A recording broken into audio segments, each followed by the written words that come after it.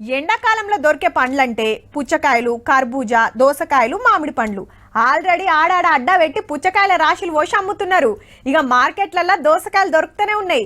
అట్లనే ముంజకాయలు ఆడాడ తీసుకొచ్చి అమ్ముతున్నారు. అట్లనే అడుగుల పొంటు ఉండేటోళ్ళు తునికి పండ్లు గుమ్ముతుంటారు. అసొంటియే గీ పండ్లు సుత.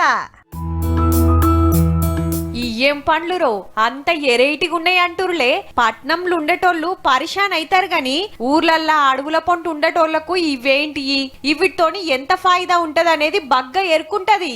ఏడబడితే ఆడ ఎప్పుడు పడితే అప్పుడు దొరికేటి కాదు. మరి ఆదిలాబాద్ మహారాష్ట్ర బార్డర్ల దొరికే మొర్రి పండ్లు ఇవి.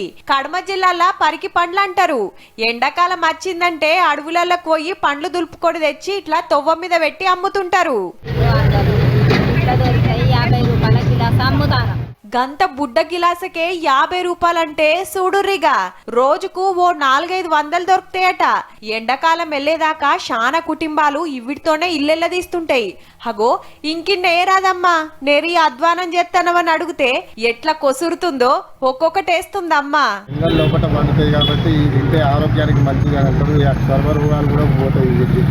రేరుగా దొరుకుతాయి కానీ ఇక్కడ మాత్రం మంచిగా ఉన్నాయి. కదా ఐరిలో ఉన్నాయి. మిగతా పంట మనం తినేటివి ఉంటాయి.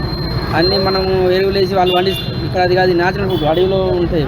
అటు పురాగ రేగు పండ్లు కాదు, ఇటు తునికి పండ్లు కాదు, తీయగా పుల్లగుంటాయి. తింటే పెయ్యికి మంచిదంటారు.